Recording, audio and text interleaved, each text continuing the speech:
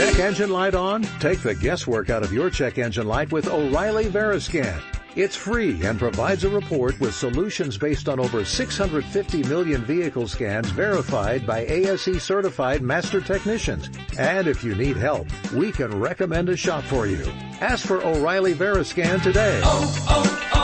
O'Reilly Auto Parts. Welcome to the Black Mass.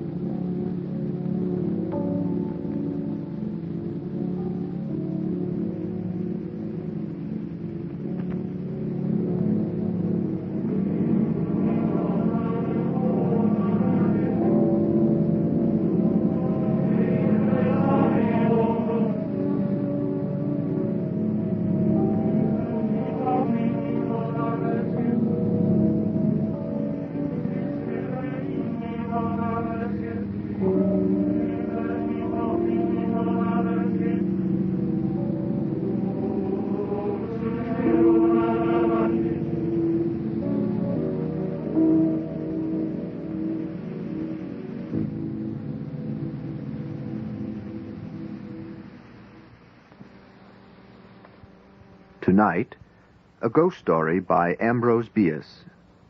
Here is The Moonlit Road.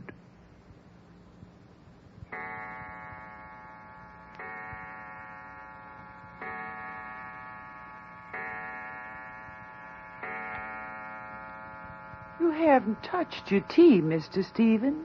Shall I warm it? Don't fuss, Ellen. Please don't fuss. Sherry, then. No, I have it here. Well, this pillow'll be more comfortable. Oh, Ellen, stop. I'm not helpless yet. What you can do is close the terrace window. There's a draft again. Oh, Mr. Stephen, but the window's closed. There's no draft, not from here. Not open? But I felt...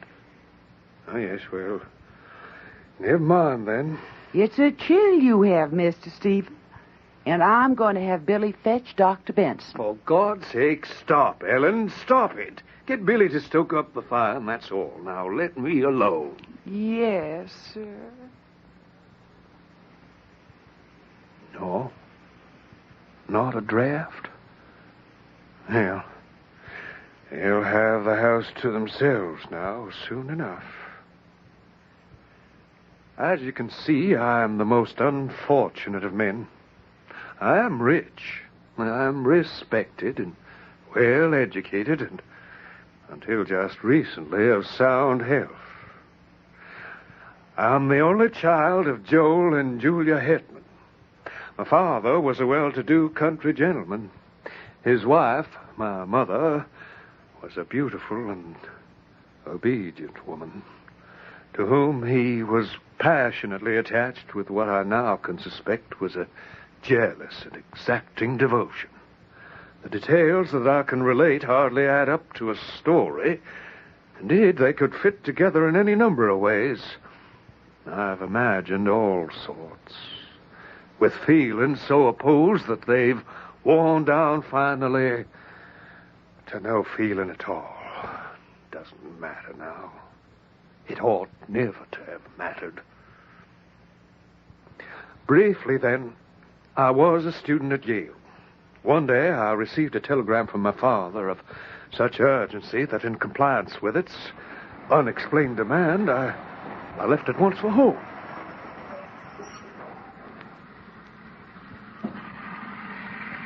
Father? Stephen, this way. Stephen, it's terrible to have to tell you this way. Well, tell me, for God's sake, what is it? Your mother. It's your mother, Stephen. What's happened? She's ill. Dying. Father, now what's happened? She's dead, Stephen. But how? Murdered. barbarously murdered. Murdered? Why? Who? We don't know. We don't know. We don't know anything.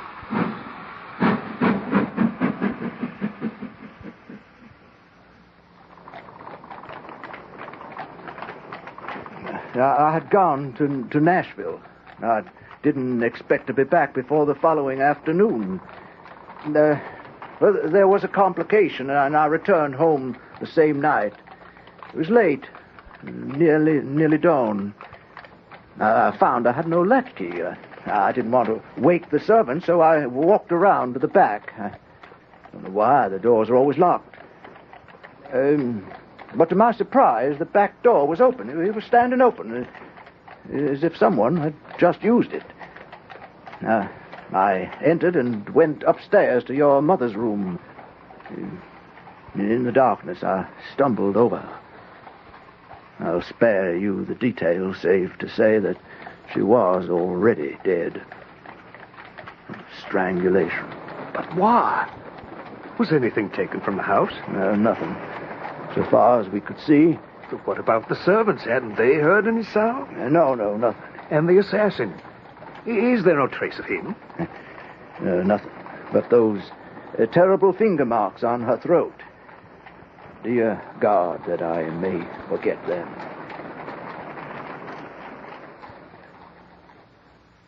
I gave up my studies and remained with my father. He was greatly changed. He had always been of a sedate, taciturn disposition. Now he had fallen into so deep a dejection that nothing could hold his attention. Yet anything could arouse him to a fitful interest. A footfall, a sudden entrance. One might have called it an apprehension. Hey, who's there? Who is it? It's only me, Father. Oh, come in. Well, don't stand there in the dark that way. Shall we take our walk this evening? No, the garden's chilly, and I'm tired. I think I'll go to my room directly. I worry about you, Father. I know that this whole thing has been terrible for you, but you've become too melancholy. Have you taken to sleepwalking as well? Sleepwalking? Why? Last night, didn't you enter my room? I heard steps along the hall, and then my door opened. Someone stood there in the doorway. I thought it was you, and I called out. When I turned on the light, you'd gone. Got to the door only soon enough to see your door closing down the hall. Wasn't it you, Father? Can you remember? No, it wasn't me. It must have been your mother. She worries if you come in. Yes, I remember. She got up during the night and then came back. She couldn't have. Stephen, what are you trying to do? Do? Isn't it bad enough for me now? Must you make things worse with your fantasies, your imagining? Well, it might have been a servant. Must have been Ellen. She's always doting over you. Well, I only wondered that it... Well, if it wasn't you, it might have been... What do you mean? Well, I mean that the assassin might have returned, might still be in the house. That's nonsense. Nonsense. Why? He's never been found. He's still somewhere. Yes, I suppose. Father, have you told me everything that happened that night? Of course. What else? Why do you ask? Because it doesn't make sense. Mother was adored by everyone. She was the kindest woman who ever walked the earth. No sane creature could possibly want to hurt her. Sane? Why do you say sane? Father, did she have a lover? Stephen. Was that it? Is that who opened the back door that night you came back from Nashville? Are you hiding that from me to save her memory? Oh, stop! He might have done it. I could imagine that. Mother loved you. I know that. She was devoted to you. She'd never been unfaithful, but she was kind to everyone. I can imagine his jealousy, his fury at her refusing him. Stephen, stop this. Well, what did happen? She was murdered. Isn't that enough? Enough? Yes. But is it enough for her? Is she still here in this house? Does she haunt us, searching for her lover or her murderer? Does she blame us, Father? Stephen, let it alone. For God's sake, let it alone.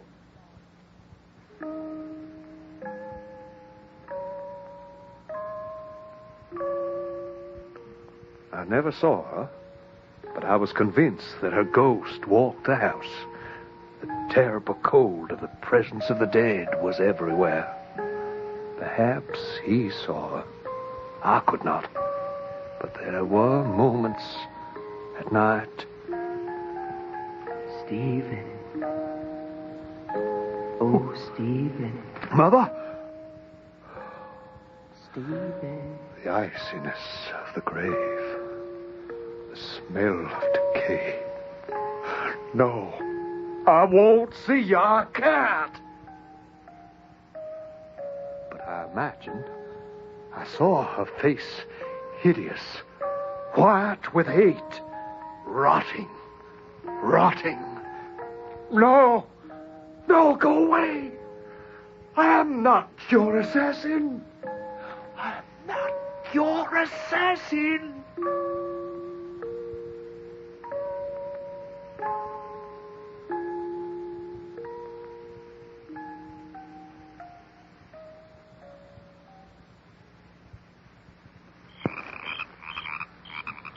One night, a few months later, my father and I were returning home from our evening's walk. A full moon was high above the horizon, and the road, save for the black shadows of the bordering trees, was a ghostly white. As we approached the gate of our dwelling, my father suddenly stopped. He clutched my arm. Father, what's the matter? There. What is that? I see nothing, Father. There, at the gate, darkly ahead. There's nothing, Father. Come on now, we better go in. No. You're ill. No, go away.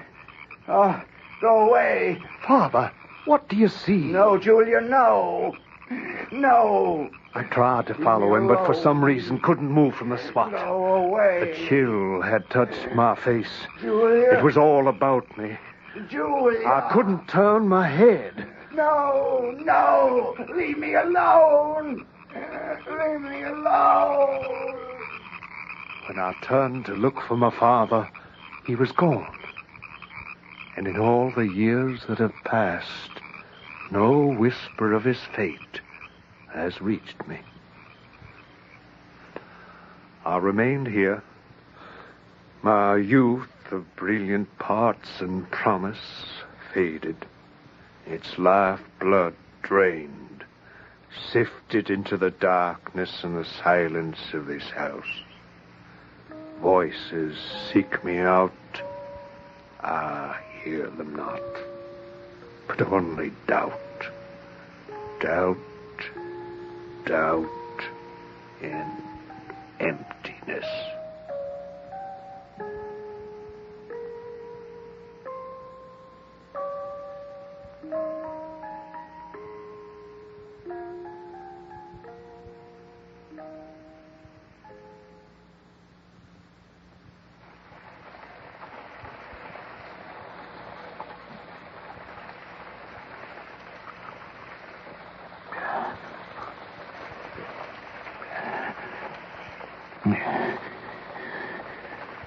Drink up.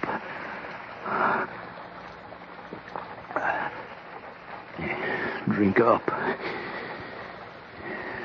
Tomorrow.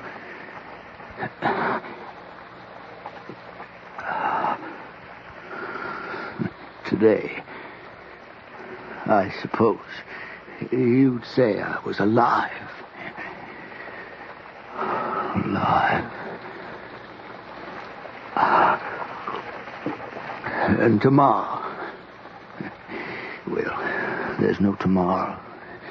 No yesterday. There's nothing beyond that forest. Those trees. That's all I can remember back to. Forest. 20 years ago, I came out of a forest, made my way across the country, all the way to this place. Well, that was something. That was something. I didn't even know my name. I called myself Casper. Casper. Everyone wants to know, what's your name? What's your name? In this world, everyone must have a name. It prevents confusion, even when it does not establish identity. Casper prevented confusion and spent 20 years trying to find a comfortable way to die.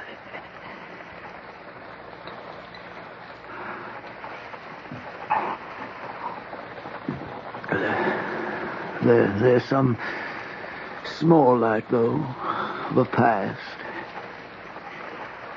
I don't believe it. I can't believe it. That's the only thing that seems like a recollection, even if it's wrong or confused. The only thing I have of that life. Two scenes that play over and over. First, there's a house, a big house, owned by a prosperous planter. And there's a woman, a beautiful woman, like a child. And a boy, their son. He's a vague figure, never clear, usually not there at all. The father loves the wife terribly, but he's tortured by a fear that she doesn't belong to him. He can't seem to believe her devotion, her love. And he's reduced to vulgar and commonplace ways of testing her. One day, he goes to the city. He tells her, I'll be gone till the next afternoon. But I'll come back. I'll come back that night and go to a rear door that I had left unlocked. It's dark all around the house. But as I approach, I hear something. The door is open. And a figure. A man. I thought it was a man. I feared it was a man.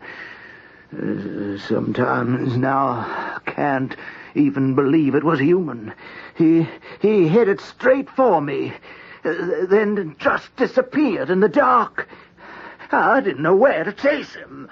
So intensely did my jealousy and rage fill me, I didn't search. I rushed into the house and up the stairs to her room, and I pushed open her door. I saw the bed, vaguely, the covers tossed about. I went to it. Empty. She was gone, escaped, or hiding. I looked about in the darkness. Walked straight to a corner where she knelt against the wall. I could see her face, the terror in her eyes, the guilt.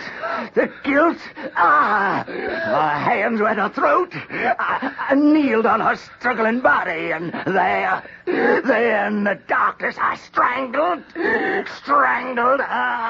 till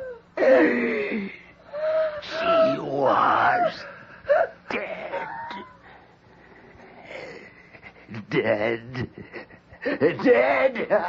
Dead!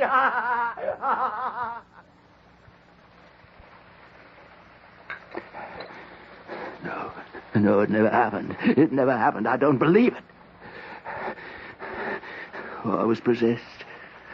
Possessed by something or someone. But it's all I have. It's all that comes from me. And I go over it again and again.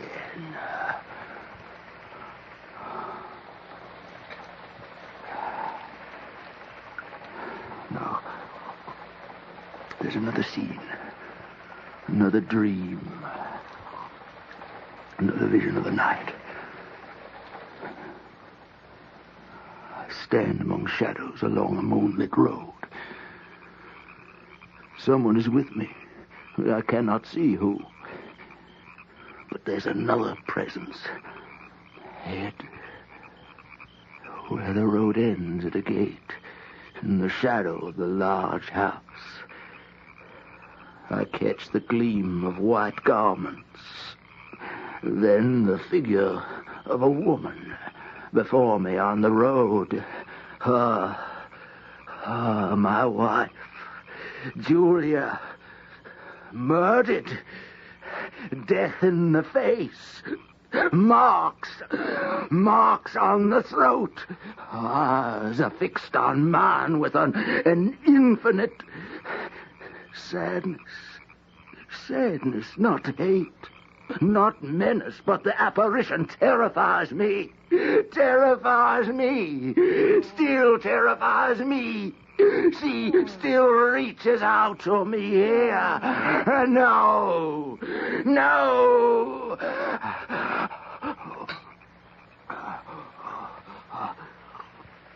Oh. Drink up. Drink up. This does it. Wipes it out. Wipes it out. For a little while.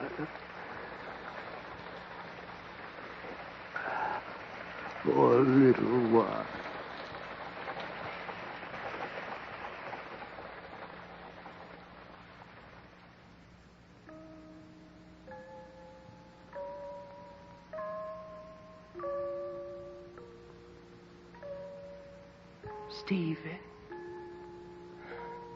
Stephen. No. No, go away. I'm not your assassin.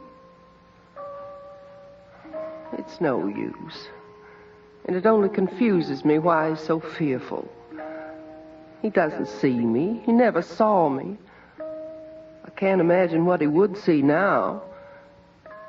But fear has no sense at all. It's crazy. Just crazy. It makes horrible things out of those who want only kindness and some peace. I keep wandering among these scenes, these rooms, in search of something that just doesn't matter anymore, what really happened. No one seems to know. Joel's gone, and there's only Stephen left for a little while. Stephen's my son. He wasn't here at the time. He was away at college. Joel wasn't here either. He'd gone to Nashville on some business and was staying the night. I had retired early and fallen into a peaceful sleep, but then I awoke. The house seemed more than usually quiet. I had a strange sense of danger, of something. Well, not that I was afraid of being alone. I was often alone. But this was different. There was a chill, as one waits for a thing long imagined or feared. And the feeling grew as I lay there. I felt as if I were lying straight and cold in my coffin. The white satin around my head.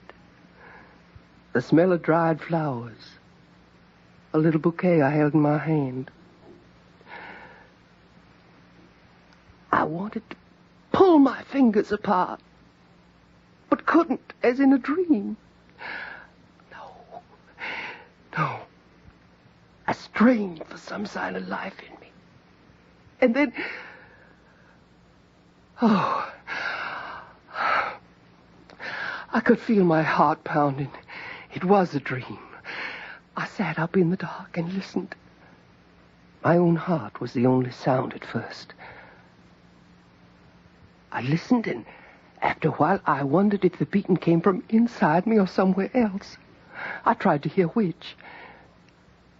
And then, as if my own fears had decided, had reached out into the dark house and begun to assemble some figure, something. I heard it first on the stairway from the back entrance just below my room. A soft, irregular sound of footfalls on the stairs. It was slow, hesitant, uncertain, as of something that did not see its way. To my disordered reason, all the more terrifying for that, as the approach of some blind and mindless malevolence to which there is no appeal. I said that fear has no brains, it's an idiot. But this had a growing purpose, taking shape as it approached. It approached my door, and then stood there. I heard the breath. He hesitated, his hand on the door. Then it turned and went away, down the stairs, hurriedly. As if in sudden fear, I rose to call for help. But hardly had my shaken hand found the doorknob when I heard it returning. It ran up the stairs, shaking the house. I fled to a corner of the room and crouched on the floor. I tried to cry out. I tried to call Joel, my husband, but suddenly it was in the room, searching me out. Oh, it had gone to the bed and stopped there and turned and came directly to me. I felt a strangling clutch upon my throat. I beat feebly against something that bombed backward. I felt my tongue thrust itself between my teeth.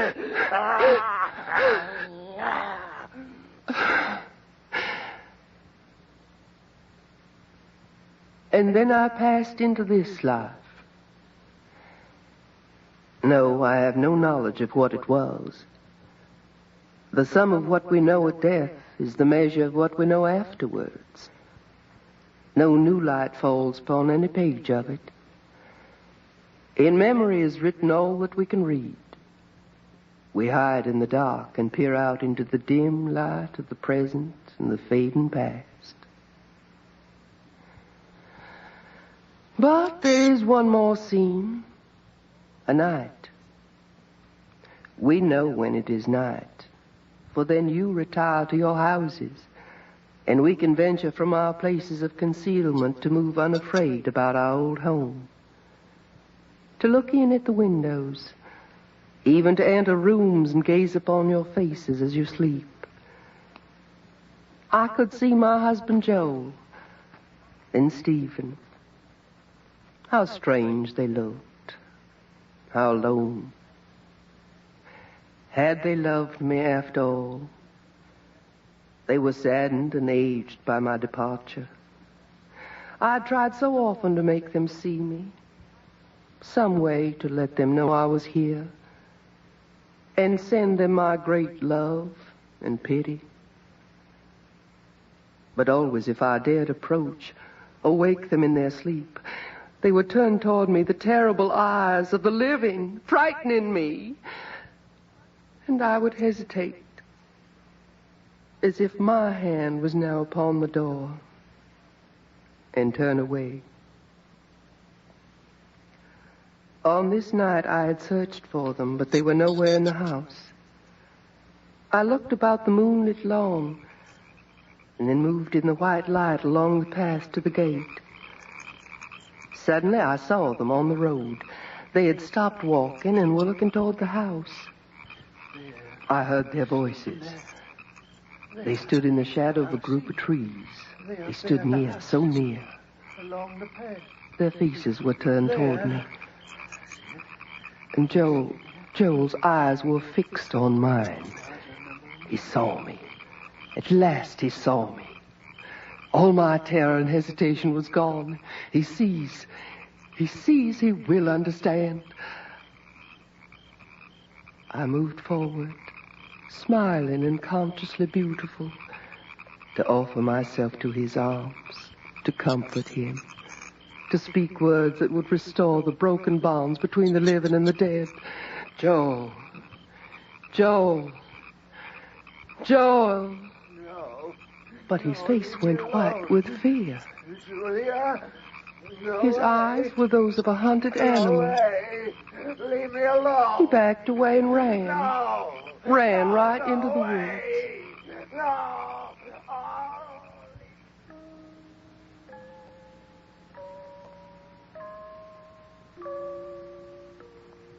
He never returned.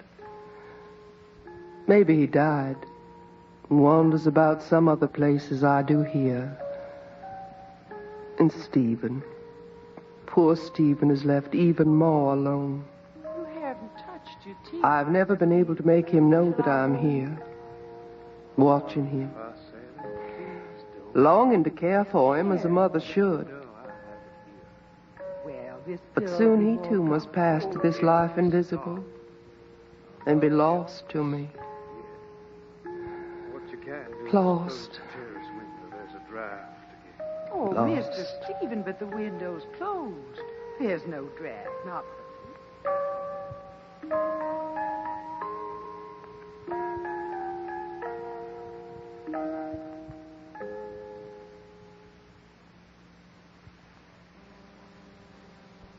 That was The Moonlit Road by Ambrose Bierce. The part of Julia was played by Norma Jean Wanvig. Stefan was Martin Punch. Ellen was played by Nancy Punch. And Joel was played by your host of the Black Mass, Eric Bauersfeld. The technical production was by John Whiting. And now, good night.